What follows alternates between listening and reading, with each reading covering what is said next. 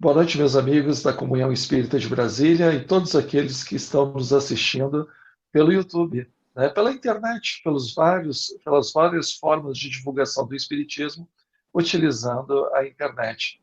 Meu nome é Jefferson Bellomo, estarei aqui com vocês hoje e com a alegria de receber como nosso convidado o José Medrado, fundador da Cidade da Luz. Boa noite, tudo bom, Medrado? Ô Jefferson, tudo bem, graças a Deus, na luta que estamos aí todos passando nesse momento, né?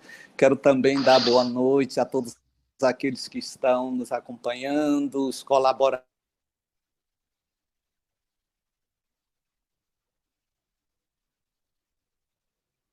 Parece que estamos com um pequeno atraso de vídeo, deu uma picadinha aí. Opa, voltou.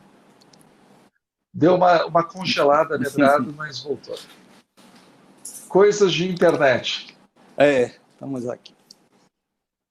É verdade. Eu vou fazer a nossa prece. É verdade. Eu vou fazer Fica a nossa prece que nem inicial tudo podemos e aí controlar. depois a gente já começa a nossa conversa. Tranquilo. Vou fazer a prece inicial, Okay. Então, para que a gente possa começar a nossa conversa. Convido a todos que estão nos assistindo a que entre naquele estado de concentração para que a gente possa fazer a nossa prece. Os que desejarem, fechem os olhos. É o nosso momento de paz, tranquilidade, para recebermos as bênçãos da noite e entrarmos em sintonia com os nossos amigos espirituais.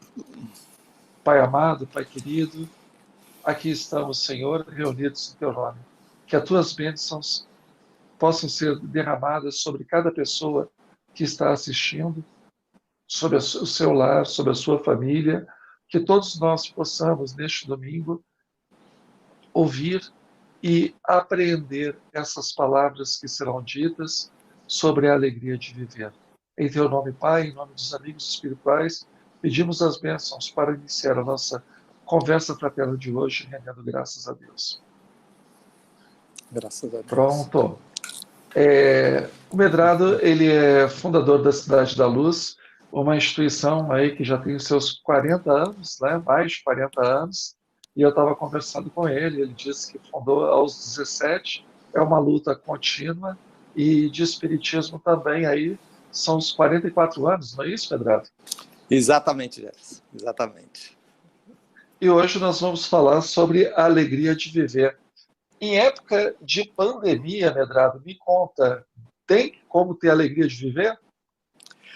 Olha, Jefferson, é preciso de imediato que nós façamos uma diferenciação, ao meu ver, a respeito de alegria e felicidade, não é? Eu penso que seja muito importante isso, porque a alegria é uma emoção, felicidade é sentimento. As pessoas fazem até confusão e tomam. Me permitam, assim, um registro aqui autobiográfico. Para mim foi uma grande surpresa perceber essa diferença quando eu estava fazendo um mestrado em família e numa discussão, numa roda de conversa, a professora lança o seguinte: olha, vocês vivem, porque alguns colegas estavam fazendo ali considerações de que não são felizes, não é, na família, e uma disse assim: mas a minha família me dá muita alegria. E nesse momento ela talhou e disse assim: mas isso não é felicidade. Aí houve aquela reação, foi uma coisa assim que me marcou, que até então eu não tinha feito assim nenhum estudo a respeito disso, e aí ela passou a nos oferecer um material muito interessante, inclusive uma pesquisa que foi realizada pela Universidade de Harvard, né, nos propondo de... O escritor é Tal Ben-Shahar, é um israelita. Então, a felicidade é sentimento, a alegria é emoção. E o que é emoção e sentimento? Emoção é o que vem de fora, bate em você e desperta os seus sentimentos. Você veja que é bem diferente, não é? Os seus sentimentos são processos, e aí nós ajustamos a questão reencarnatória. Os sentimentos são processos acumulados pelas experiências. Jean-Paul Sartre até dizia uma coisa muito inteligente e sábia, não é? Ele dizia que não me diga o que a vida fez com você, me diga o que você fez com o que a vida fez com você. Então, a emoção, ela é uma repercussão do que você tem de conteúdo, daquilo que veio de fora. Então, você vê uma cena em um filme, uma novela, você se emociona, porque você gera uma empatia. Você sorri, porque aquilo também bateu nos seus sentimentos. Então, é claro que nesse momento de pandemia, a gente não vai estar feliz, não é? Porque estamos em risco, as pessoas que amamos, né? Muitos de nós já podemos ter tido pessoas amadas, queridas, internadas por conta disso. Eu próprio tive uma tia que ficou 40 dias na UTI, foi uma ansiedade para todos nós, porque ela já com uma idade avançada, 83 anos, e ela ficava assim, a 1 litro do oxigênio para ser entubada. Então não há como, não é, você ser feliz nesse momento. Mas alegre sim, Jefferson. Eu, por exemplo, quando eu falava com a filha dela, ela me contava uma história dela, de minha tia, aquela coisa, aí a gente ria. Então é preciso que a gente entenda que a alegria está desassociada com a felicidade. E a alegria pode ser cultivada. Então, claro, a felicidade nesse momento está difícil, mas a alegria nós podemos ter sim. E a alegria, ela é algo da pessoa ou é algo que depende dos outros? Ou são as duas coisas? A alegria, ela é uma expressão, digamos assim, é um efeito sobre nós de uma causa externa, não é? Então, essa causa externa pode ser uma outra pessoa, uma situação, uma lembrança, não é? Mas sempre algo externo. Aí você vai me dizer, mas há pessoas que são naturalmente bem-humoradas. Existe um processo fisiológico também estabelecido, não é? Nós temos a serotonina, a endorfina, que são processos que se estabelecem nos neurotransmissores cerebrais, que são hormônios do prazer, hormônios da satisfação. E, curiosamente, você sabe, Jefferson, esses hormônios têm uma ligação muito direta com o intestino.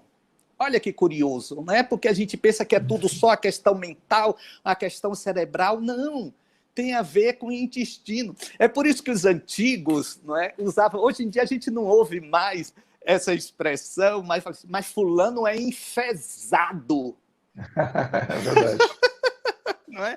E olha, e é mesmo a precisão da palavra. É a precisão da palavra. Eles diziam isso, mas não sabiam que isso gerava um bloqueio de envio dessas substâncias do prazer.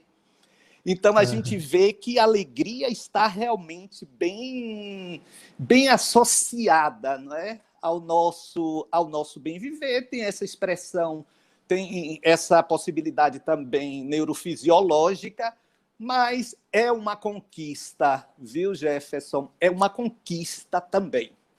As pessoas falavam, né? Não, música de fossa, fulano está na fossa.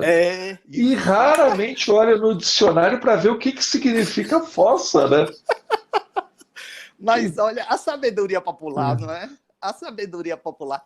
E olha, eram coisas que ainda não tinham estudos debruçados, não é?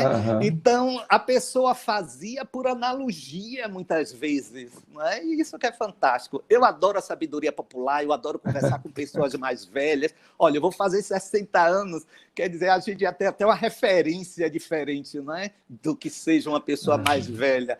Quando eu tinha 15, 16 anos, minha mãe era uma mulher de 45, já era uma senhora, né? Vá hoje dizer a uma mulher de 45 que ela é uma senhora. Olha, arranja um olho roxo. É, exatamente. A minha teoria é que coroas são os outros, né? Velhos são os outros, coroas são os outros. A gente está sempre jovem, é impressionante. E você já Né? reparou, Jefferson, quando a gente encontra um amigo de infância? Olha, eu tenho amigos de mais de 40 anos, porque eu estudei minha vida toda no Colégio da Polícia Militar aqui em Salvador. Então, era assim, aquela turma que ia desde o primário até o término, não é? Na época era o científico, hoje do ensino médio, a gente ia junto até. Então, quando eu encontro, Jefferson, eu penso assim comigo, gente, fulano está acabado, olha como está envelhecido. Aí depois eu me dou conta que ele deve estar pensando a mesma coisa de mim. Olha aí mais uma vez os antigos dizendo que o velho é o mundo, não é? Exatamente, exatamente. Você tocou num ponto muito interessante, que é o segundo cérebro, que é os fisiologistas estão chamando o intestino, né? Por causa das Sim. ramificações nervosas e por conta exatamente dessas influências hormonais que ele acaba também colaborando. E aí eu havia te perguntado sobre, aliás, você discorreu sobre alegria e felicidade. O internauta está perguntando para a gente: e tristeza e infelicidade? São sinônimos? São diferentes? Como é que a gente pode entender isso? Muito legal essa pergunta. Olha, a tristeza é um processo natural de decepção ou de frustração diante de uma expectativa positiva que se aguardava. Não é? Então, nós estamos vivendo, Jefferson e queridos telespectadores, um momento meio que esquisito, digamos assim, por conta das próprias redes sociais. De que forma? A gente está vendo as pessoas postando fotos no Instagram, no Facebook, e só postam fotos propaganda de margarina, não é? A família feliz, sorrindo, todo mundo alegre, não é? E faz a foto. Olha, eu presenciei uma coisa num restaurante que eu achei muito curiosa. Estava num restaurante antes da pandemia, naturalmente, e eu via um casal e eu falei assim, meu Deus, olha, uma oportunidade deles estarem ali conversando e cada um estava no canto olhando o seu celular. Aí, daqui a pouco, a comida chegou. Quando a comida chegou, aí um foi para o lado do outro, abriu um grande sorriso, fez a selfie, depois cada um voltou para o seu lugar. Eu falei assim, meu Deus, estamos vivendo exatamente essa época do eu vou fingir que e você acredite que sou. Não é? Então, é isto que está gerando, inclusive, você sabe, um processo crescente de depressão, segundo os últimos estudos realizados por pesquisadores da área do comportamento emocional. Porque as pessoas estão confundindo infelicidade, não é, com tristeza. Tristeza é pontual, Jefferson, e é natural que você tenha, que eu tenha, que todos nós tenhamos por alguma coisa que fugiu à necessidade humana de controle. Não é? Então, uma tristeza, segundo a avaliação, as pessoas vão dizer, mas como falar isso, Medrado, de individualidade? Mas são pesquisas que evidenciam isso. Há 3, 4 semanas, é natural a tristeza sobre um ponto específico. É natural a tristeza sobre um ponto específico. A partir daí, já é bom começar a pensar no aprofundamento dessa tristeza como um processo depressivo. Mas nós queremos fugir, Jefferson, desse comportamento que é um comportamento natural. Aí o que é que acontece? Nós geramos uma cobiça por felicidade, em razão das referências que nós temos. Não é? Então, por exemplo, poxa, a família feliz é aquela que está todo mundo ali no Instagram sorrindo, mas você tem certeza que aquilo é uma verdade? Então você começa a dizer, poxa, no dia que toda a minha família estiver reunida, eu vou ser feliz.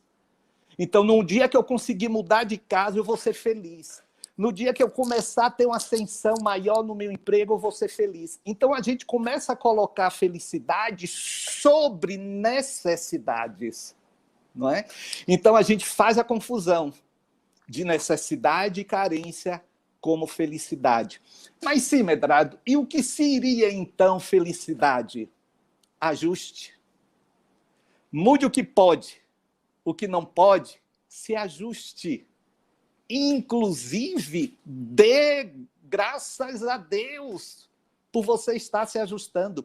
Olha, nesse período de pandemia, Jefferson, eu tenho lembrado muito às pessoas um princípio da teoria da evolução de Charles Darwin, onde ele dizia que não era o mais forte que sobrevivia, não. Era o que melhor se adaptasse. Então, até no campo da felicidade, é quem melhor se adapta. Minha mãe, eu sempre conto essa história, minha mãe falava que quando me via assim com a preocupação, uma coisa assim, ela diz: meu filho, o que é isso? Eu mesmo estou preocupado. O que é um problema? É um problema. Ela dizia: tem solução? Tem, minha mãe, mas só na semana que vem. Sim, meu filho, tem solução. Então, para que essa cara? Vai ter solução.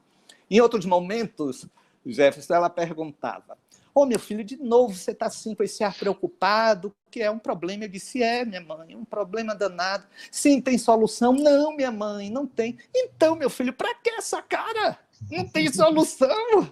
Então, é aquilo que eu estava dizendo no início, né? A gente precisa também conquistar, não é? Olha que falamos de uma doutrina racional, que o Espiritismo é uma doutrina racional. Então, precisamos também aprender, Jefferson, a racionalizar esses processos e ver o que tem sentido ou que estamos drenando desnecessariamente energia. Com certeza. Mas agora uma internauta mandou uma pergunta que eu acho que Sim, vai bem nessa tua colocação, sim. de mais ou menos utilizando a sabedoria popular, né, que diz: o que não tem solução, solucionado está, não é isso? Exatamente, E aí exatamente. ela pergunta, aí não a respeito dela propriamente, mas a respeito das pessoas que convivem conosco. Como que a gente passa esse sentimento ou essa emoção, né, ou esse entusiasmo para pessoas que naturalmente, até por conta dos diversos problemas, né, de relacionamento, econômicos, às vezes dramas íntimos, como que a gente passa para essas pessoas essa energia positiva quando a pessoa já está com o farolzinho baixo, está desanimada, muitas Uhum, vezes até está desistindo da vida. E agora, no sim, mês de setembro, que é tão está sob os holofotes a questão do suicídio, né, da sim, sim. luta, exatamente para retornar aquela energia da alma, a energia da vida, quando são com os outros. E nós observamos isso. Na tua visão, como que a gente pode passar isso, essa coisa boa para as pessoas? De imediato, Jefferson, precisamos também fazer um confronto aí entre otimismo e positividade. Os neurocientistas têm avaliado que há uma diferença muito grande. A positividade é uma expressão de vontade que não necessariamente tem ressonância numa realidade. Vou explicar.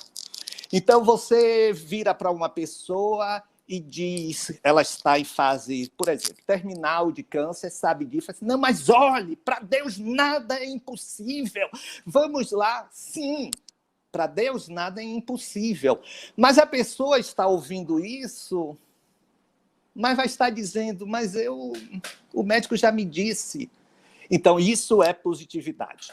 Otimismo é, olha, tá difícil, mas vamos juntos passar esse momento de uma melhor forma possível. Nós podemos. Então, isso é otimismo. Então, o otimismo não desconsidera a realidade, gera uma expectativa positiva. A positividade, digamos assim, exagera, não é? E passa uma imagem fictícia de possibilidade. Não é? Então, diante de uma pessoa que está esmorecida, não levante. Você só tem que agradecer mesmo. Olha aí, está com saúde. Não. Porque a pessoa pode, inclusive, naquele momento, estar num pedido de ajuda silencioso. Não é? Então, a própria dor, e isso pode estar acontecendo, é um desfraudado, me socorra, porque eu não estou nada bem. né? Então, a partir daí, a gente não pode simplesmente desconsiderar e começar a dizer, né, poxa, que ânimo, vamos! Não. E, sobretudo, quando se estabelece a depressão, porque é uma doença. É uma doença. Nós estamos realmente nesse setembro amarelo, né? No último dia 10 foi o Dia Mundial de Prevenção contra o Suicídio, e as pessoas se perguntam por que, não é, o setembro amarelo. É porque um jovem, ele se matou dentro de um Camaro amarelo, não é, em Nova York, em 1994, se não me engano, 94 ou 95, e os amigos distribuíram no seu velório uma fitinha amarela. E aí, a partir daí, foi Mike M, o nome do garoto. E a partir daí, isso começou a tomar proporções mundiais. Então, é um processo que precisa realmente se dar atenção, o da depressão, não é? Acabar com aquele conceito equivocado, quando a pessoa tenta e não consegue. A gente já ouviu muito coisa do tipo assim, se quisesse se matar mesmo, já teria se matado. Isso é de uma crueldade muito grande. Porque a pessoa, já há estudos que comprovam isso, diz que as pessoas podem levar isso até como uma forma de superação da sua falta de coragem, ou da sua demonstração de que, olha, se eu disse é porque eu vou fazer, e aí termina, né? Os jovens já notícias trazidas pela Associação Brasileira de Psiquiatria, que instituiu, inclusive, o Setembro Amarelo, né? Que está havendo um índice muito grande de suicídio entre jovens. O Brasil está, infelizmente, batendo uma meta infeliz. São mais de 12 mil suicídios por ano. Então, olha, identifique se é tristeza, identifique se é uma depressão. Então, busque ajuda medicamentosa, psiquiátrica, que muitas vezes é uma deficiência neuroquímica, Jefferson, não é exatamente de produção dessa serotonina, coisa e tal. Então, precisa do fármaco, muitas vezes. E, naturalmente, o apoio espiritual. No mundo, Jefferson, são mais de 1 milhão de pessoas que estão se matando. Imagine, mais de 1 milhão. Eu penso que o suicídio é, assim, a porta equivocada de se abrir para se tentar livrar-se de um desespero. E a gente sabe que muitas vezes é a porta de abertura para um desespero maior. Com certeza. E não é a melhor saída, né? Nunca. E isso que nós estamos falando do suicídio direto, fora os suicídios indiretos, que fica nas atitudes de excesso ou de carestia, né?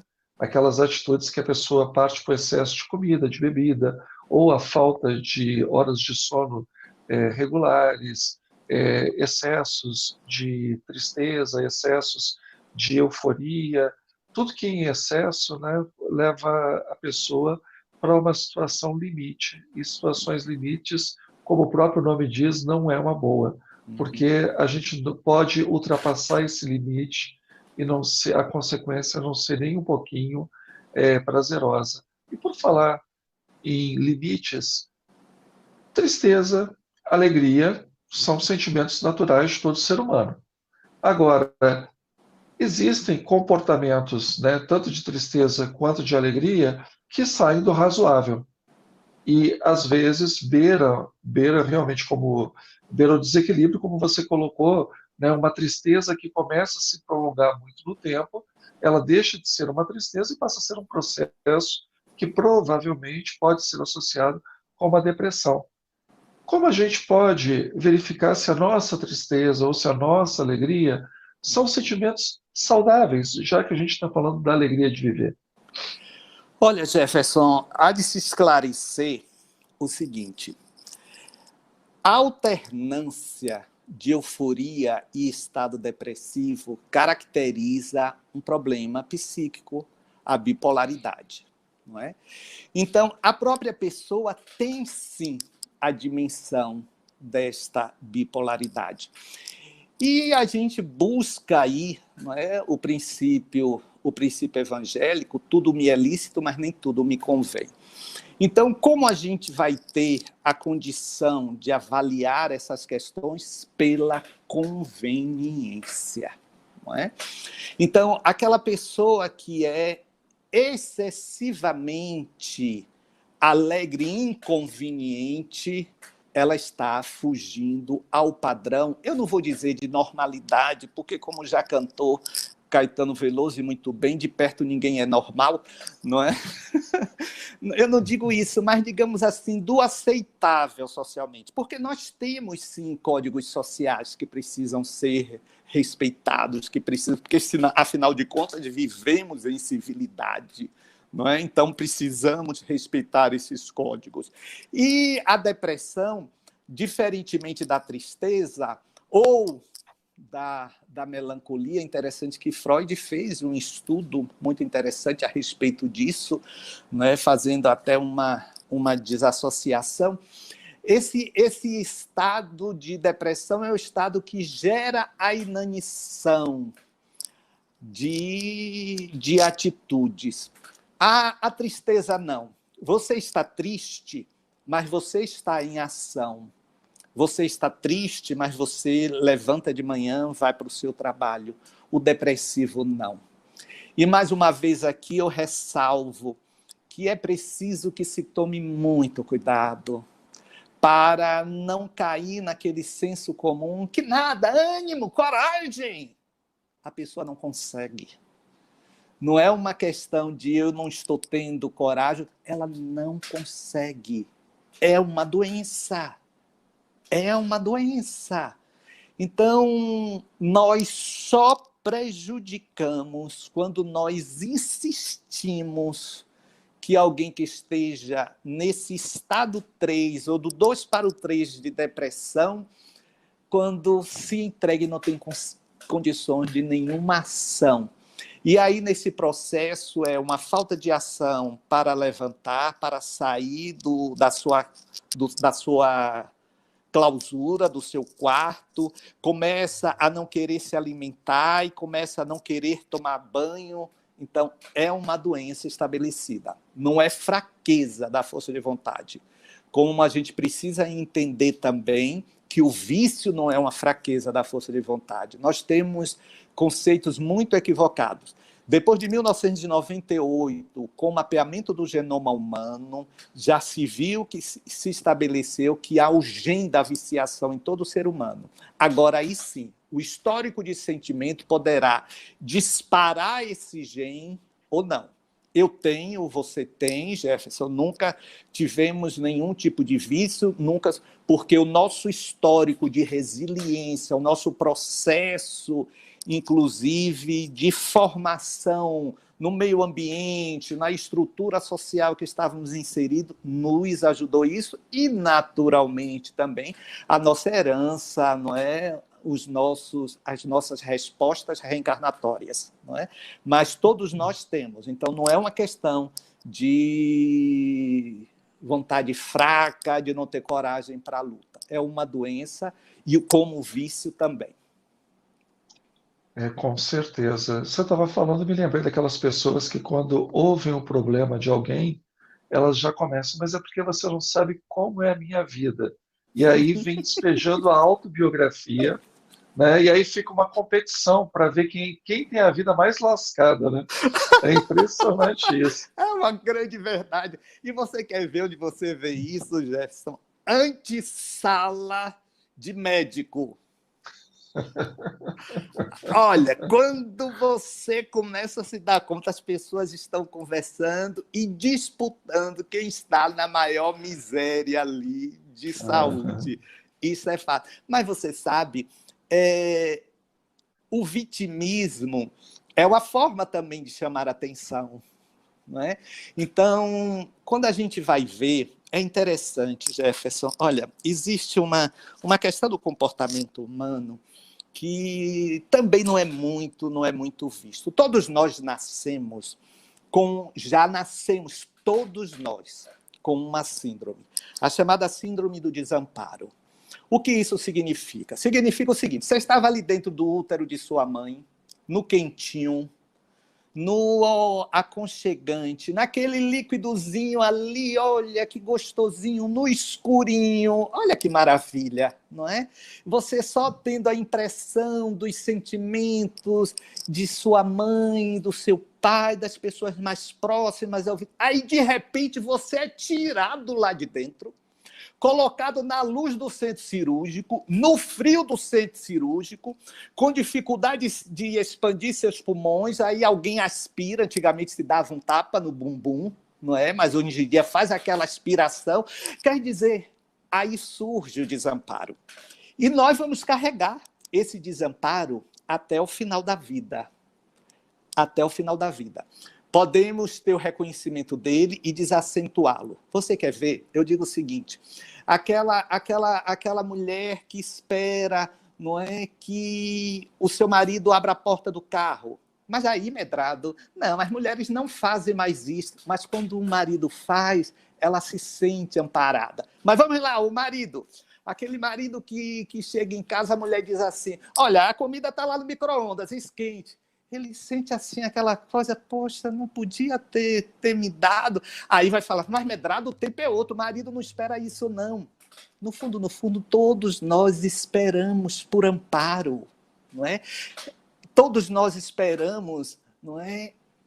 Poxa, e no final da minha vida, como vai ser? É uma prova que ainda guardamos, essa síndrome do desamparo. Aí eu não sei se você tem filhos, Jefferson, eu não tenho biológicos, aí os pais normalmente ficam olhando para os filhos e dizem, será que eles vão? Mas não, eu não vou querer ficar com ninguém, eu vou querer ficar sozinho, eu vou querer estar no meu lugar. É a síndrome do desamparo se manifestando, está entendendo? Então, a gente tem que lidar com essas questões limitantes da natureza humana. É verdade, até porque, né, graças a Deus, como seres humanos, a gente tem que viver em coletividade, porque a gente precisa uns dos outros.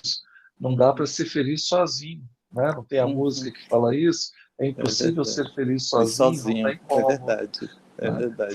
Você estava comentando sobre redes sociais e realmente hoje a revista de fofoca do passado é a rede social do presente. Uhum. A felicidade dos outros incomoda as pessoas? Tem gente Incomoda. que se sente incomodada pela felicidade dos outros, pela alegria dos outros, Sim, seja em rede social, fora de rede social. sim. Olha, há dois tipos de inveja. Existe a inveja cobiça e a inveja deletéria ou nociva. O que é a inveja cobiça? Eu ouço o Jefferson falando, tem uma voz impostada de locutor, uma voz bonita. Aí você, poxa, deixa eu trabalhar para ter uma voz tipo a de Jefferson. Então eu trabalho para ter a minha voz impostada ou não. Então isto é inveja cobiça. A deletéria ou nociva é aquela, poxa, eu vou trabalhar para tirar a oportunidade de Jefferson de expor a voz. Não é? Então, a gente vai ver nas redes sociais o seguinte, poxa, para ali, olha a foto daquela mãe com aquela filha, poxa, a minha filha não é assim, não sei o quê. E se você tiver acesso, você poderá, né? Quando eu digo você, naturalmente, a força de expressão nos faz colocar Claro. desta maneira. Né? Você vai, então, trabalhar para que aquilo seja desconsiderado. E acontece. Você vai ver pelos comentários da postagem, não é? Então, é uma realidade. A gente tem também esse sentimento. O problema que eu sempre vejo, sabe, Jefferson, é quando você trabalha para negar os sentimentos, como você acabou de falar, humanos. Né? Como sentimentos humanos, temos a alegria, a tristeza, mas também temos a inveja. Temos também o egoísmo, temos também o orgulho. Gente, se são sentimentos humanos, estão em todos os seres humanos. Claro, o problema não é termos esses sentimentos, é esses sentimentos não nos pertencerem no sentido de condução da nossa vida. Eles são meus, não o contrário. Eu não sou deles. Então, poxa, eu preciso aprender a me confrontar. Eu acho que é isso que é o conhece-te a ti mesmo, né? Que Sócrates já proclamou lá no Templo de Éfesos, não é? Que a gente já percebe que realmente se tornou, não é, um axioma tanto da psicologia quanto da filosofia. Então, nesse conhece a si mesmo, é você se confrontar. Puxa, me incomodou aquilo em fulano, por que me incomodou? Não é? Então, no momento que você se pergunta, porque eu fiquei com raiva porque eu não tenho.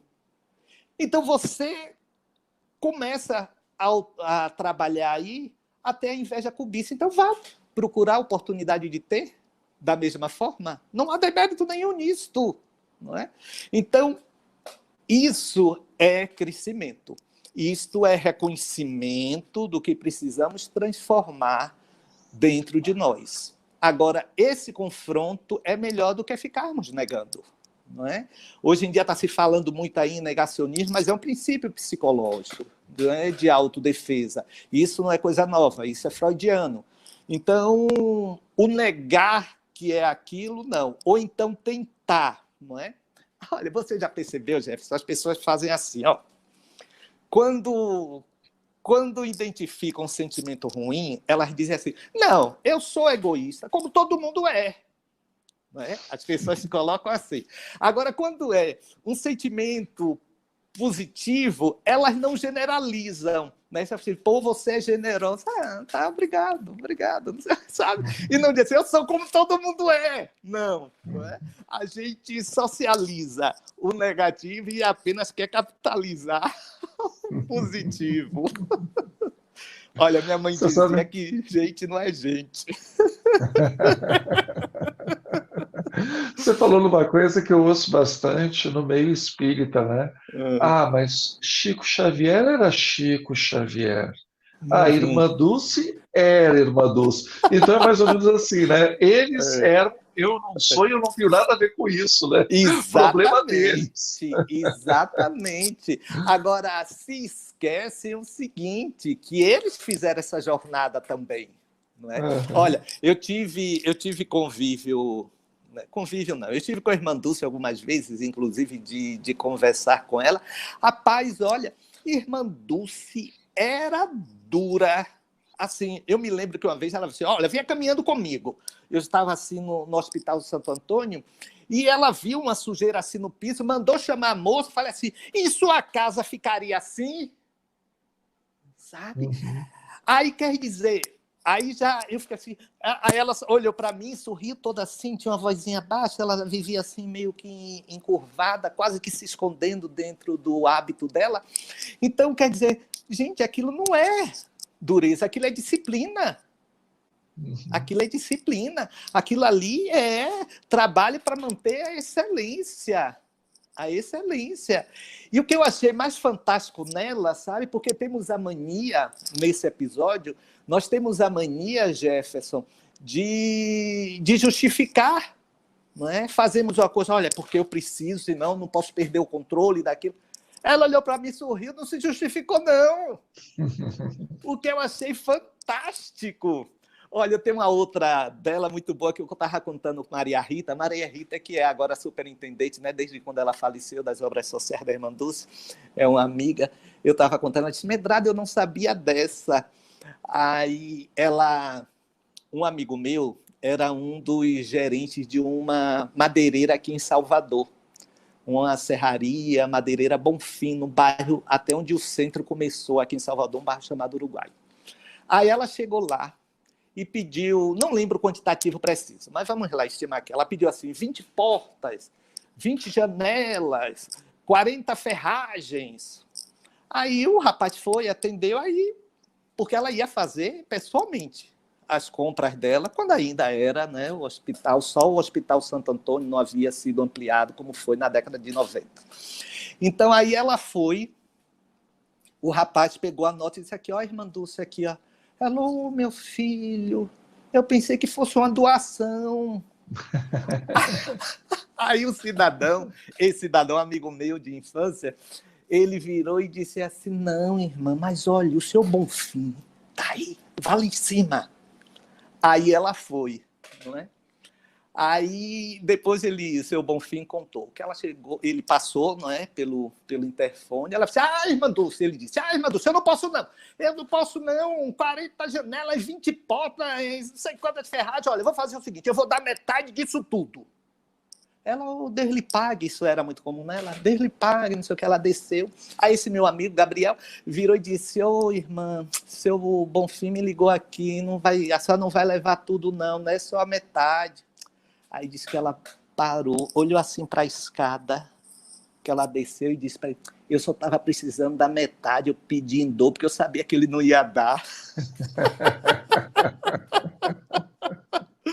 Sabe? E é o espírito superior, não é? O espírito... Então eu sempre digo o seguinte, o ideal, Jefferson, não é nem ser como Irmã Dulce foi, como Chico Xavier foi, mas o ideal é seguir o que Jesus pregou. O ideal. Mas a gente vai no nosso possível, né? No nosso possível, das nossas limitações, das nossas dificuldades, não é? Cada um sabe, né, onde é que o sapato aperta, então É cada um vai no verdade, seu passo. é Agora, verdade. você, voltando ainda um pouquinho para as redes sociais, que hoje está muito em voga, afinal de contas, a nossa transmissão está sendo feita por rede social, Sim, é, as pessoas nunca estiveram tão expostas hoje, aliás, no passado, como elas estão hoje. Hoje a exposição, mesmo que a gente não queira, é muito grande. Né? A pessoa, por exemplo, que é funcionário público federal, ele pode ter o salário dele pesquisado na internet, uhum. ah, fotos de outras pessoas, de eventos que nós participamos, a nossa foto pode aparecer na rede social de outra pessoa. A gente nunca esteve tão exposto, né? São câmeras de segurança, são informações do Google e por aí vai. E, obviamente, que aí vem o lado bom e o lado ruim. O lado bom é, de repente, a gente encontra com amigos que a gente havia perdido contato. Isso é muito bom. O lado ruim atrai também muito a crítica. E aquela crítica no sentido pejorativo. Não a crítica que faz uma análise, uma crítica que tenta, né, olhar para algo e tenta entender, que tem a crítica do seu conteúdo mais estrito, ela é sempre boa, porque ela sempre faz uma análise de algo e mostra os pontos positivos e os pontos negativos. Agora, a crítica no sentido vulgar é aquilo que só serve para detonar o outro. É possível a gente viver alegre com as pessoas aproveitando para nos criticar? Olha, Jefferson, existe um princípio, né, do comportamento humano estudado muito pela psicologia, que é a respeito do lugar em que você se coloca, não é? Então, muitas vezes, não é, a leitura que a gente faz do processo é uma leitura de projeção. Não é? Freud também abordou muito essa questão. Não é? Então, você projeta no outro qualidades suas e seus defeitos. Não é? Então, nós temos por hábito nos colocarmos no lugar de humilhados, de inferiorizados, mas não necessariamente a leitura tenha sido correta da atitude do outro em relação a nós, mas a posição que nós nos encontramos diante de nós mesmos, a leitura que nós fazemos de nós mesmos, não é? Então eu sempre digo o seguinte, você está em rede social, você viu uma crítica maldosa, porque a gente percebe, Jefferson, qual é o objetivo, você percebe nas palavras usadas, você sabe o que é que eu faço? Deleto e excluo. Deleto e excluo, sabe? Aí as pessoas cobram até assim, mas a liberdade de expressão, eu digo assim, eu tenho a liberdade de querer que esteja nos meus perfis quem eu quero ou não. Oh, só é, digamos assim, faça o que eu digo, mas não faça o que eu faço? Não. Então, eu penso o seguinte, que antes eu tenho uma, eu digo tática, uma tática muito minha em relação a essas questões, sabe, Jefferson? Eu digo o seguinte, eu paro, meu Deus, o que é que pode ter estado por trás disso? Quando eu percebo a avaliação do escrito, do dito, né? Quando você percebe algo assim, fala assim, pô, Medrado, não sei, eu acho que não caiu bem, faça aí uma reflexão sobre isso, você vê que é uma proposta verdadeira, né? Mas quando você vê assim, que idiotice aquilo que foi dito, você vê que, em verdade, não está. Ele se sentiu incomodado nos conceitos dele. Então, você parte do efeito para tentar encontrar a causa daquela reação. E, muitas vezes, a causa, eu já vou citar um outro processo muito estudado na psicologia e na psicanálise, né, que foi uma proposta também de Freud, do deslocamento. Então, aquela pessoa pode estar deslocando a frustração, a raiva dela por uma questão de vida pessoal dela, por uma questão dela lá para cima de você, o tal do bode expiatório. Não é? Você foi o bode expiatório para ela, literalmente, me permita a palavra, vomitar, não é? Aquele desencanto com ela. É quando eu vejo isso, é assim, oh, coitado, oh, coitada, sabe? Mas excluo e tiro dos meus seguidores. Eu quero, na minha paz, pessoas do bem que vibrem em energia positiva, e não pessoas que venham com suas energias deletérias. Tudo bem, é aquela velha história. O ideal é oferecer a outra face, mas o possível ainda não estou oferecendo, não. Até porque, né, rede social a gente tem que ter seguidores e não obsessores. Né? E nem perseguidores, não é? O tal do hater, né, que o pessoal adora esses Sim, anglicanismos, né? O sim. tal do hater, para que Sim. isso, né? Pois Menos. é. Tem gente que gasta muita energia para odiar os outros. Isso aí toma tempo, toma energia. É Não é uma boa, verdade. né? É verdade. E se nós não estivermos vigilantes, podemos nos contaminar, porque também temos as nossas carências, não é, Jefferson? Temos as nossas Sim. fragilidades. Pode ser que naquele dia você não esteja assim tão bem, aí você lê aquilo, aí você se envolve com aquilo, você fica triste com aquilo, que nada. Olha, eu tenho uma brincadeira que eu faço muito assim nas minhas palestras, eu digo o seguinte, olha, nada nem ninguém vale minha paz. E é por isso que eu não tenho sogra. Até brinco. As sogras presentes se revoltam. Eu sou uma boa sogra! Aí eu geralmente excluo, à exceção das sogras que estão aqui nos ouvindo. São todas lindas, todas maravilhosas. Exatamente. Agora, a gente já está indo para os minutinhos finais, né? Ô, rapaz, já? Rapaz, Poxa! aqui é rápido. Quando a gente tá se divertindo, a coisa passa rápido, não tem jeito. Bom, o tema da nossa conversa é a alegria de viver. Vamos falar um pouquinho do que, então, causa obstáculo à alegria. Se você fosse, assim, pensar, para completar a frase, não dá para ser alegre sendo tal coisa. Quais seriam os sentimentos que você acha que são voluntários, né? Porque tem coisa que não depende da gente, por exemplo. Sim, Não dá para ser sim. alegre com um tratamento de canal. Não dá para ser alegre com pedra no rim. Né? Ave Isso aí Maria, não já dá para ser tive! alegre. Aquilo não é pra gente, não. Aquilo não é pra gente, não. É pra cavalo. Então, assim, tem coisas que não dá para ser alegre, mas tem coisas que são atitudes voluntárias, que você pode comprar a briga ou não comprar. Então, se fosse para completar essa lacuna aí, né, aquele exercício de complete a lacuna, não dá para ser alegre sendo. Quais são os sendo que você identifica? Eu diria duas coisas, Jefferson. Não dá para ser alegre sentindo culpa, nem tendo vergonha de ser feliz. Porque nós carregamos... Eu me lembro muito de Gonzaguinha, naquela música O que é, viver e não ter a vergonha de ser feliz, cantar e cantar a beleza de ser um eterno aprendiz. Eu sei que a vida devia ser bem melhor, e será. Mas isso não impede que eu repita, é bonita, é bonita, é bonita. Olha que coisa divina, sublime. Então eu digo o seguinte, o arrastar da culpa, não é? Tem pessoas que cometeram algum ato ali equivocado e aquilo vira um grilhão. Não. Se propõe a modificar, se propõe uma nova rota, não é? E nós carregamos muito, Jefferson, na minha forma de sentir, um sentimento também de vergonha. Eu estou no mundo de provas e expiações. Eu não posso ser alegre, é muito sofrimento. Os antigos, olha aí eu voltando, porque nós somos hoje reflexo do nosso processo histórico. Olha o ditado lá, muito riso, sinal de pouco siso.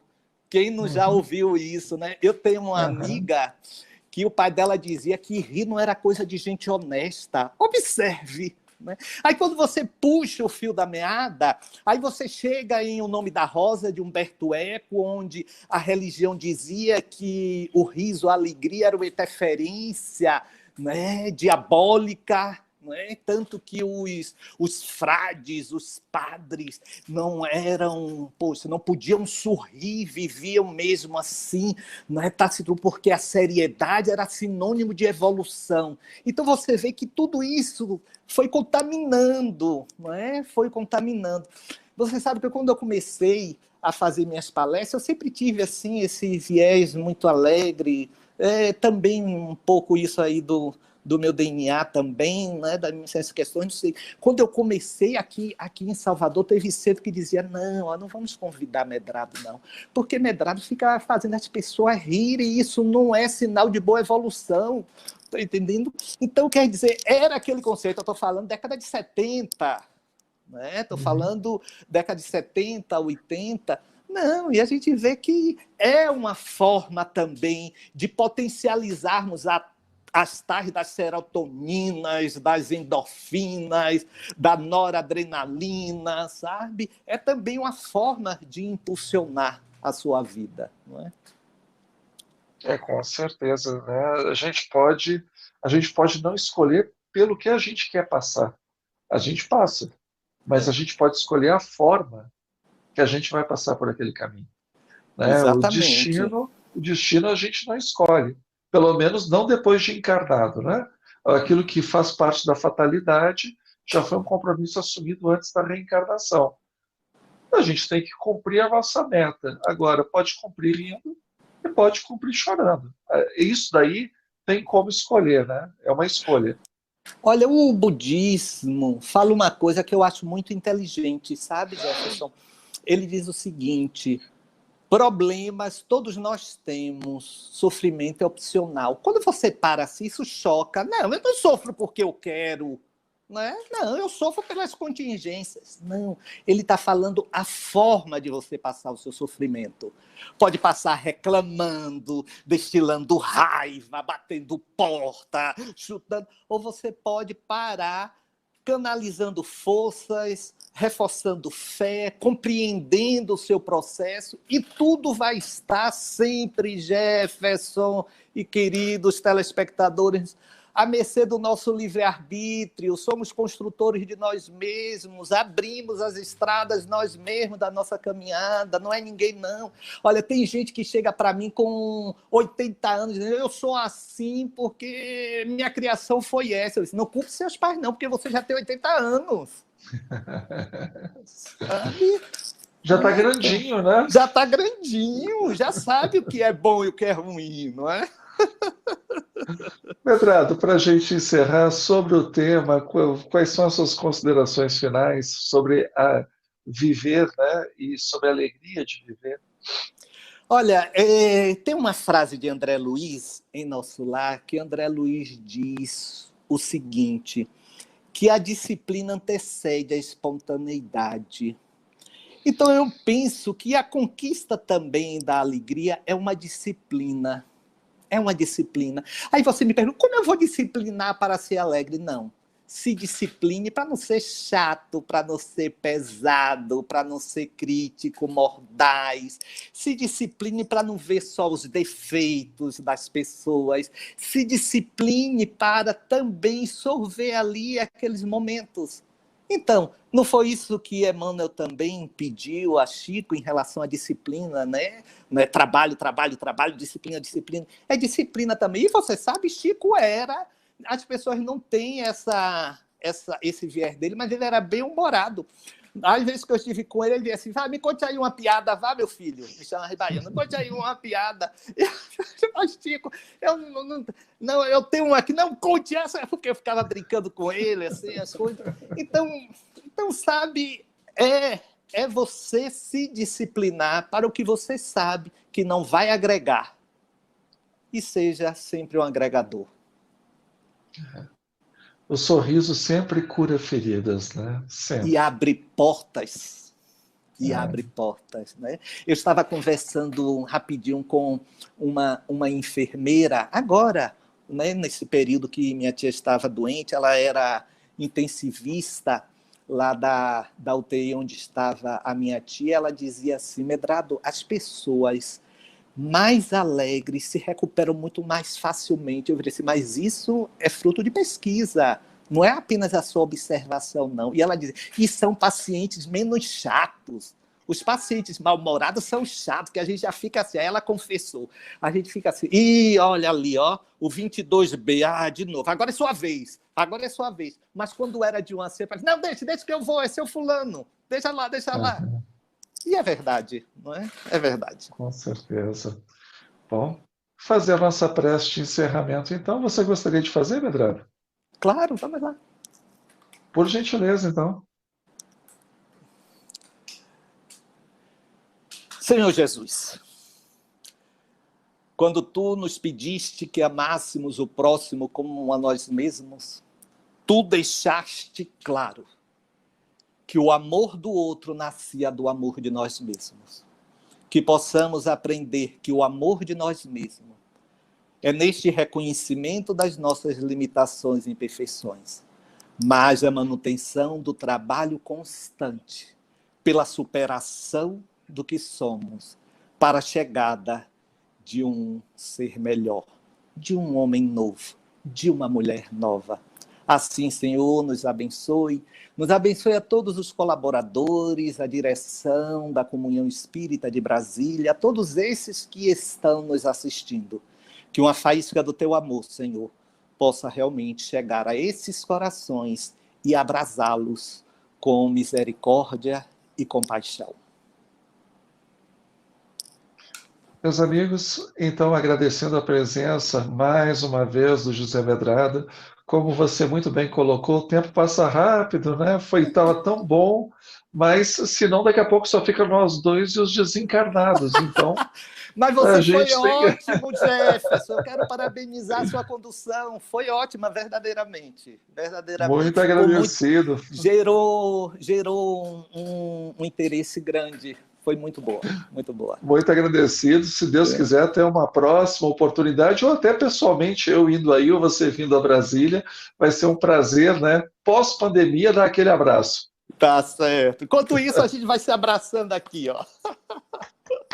Meus amigos, uma ótima noite a todos vocês. Fiquem com Deus e até a próxima oportunidade. Boa semana para todos.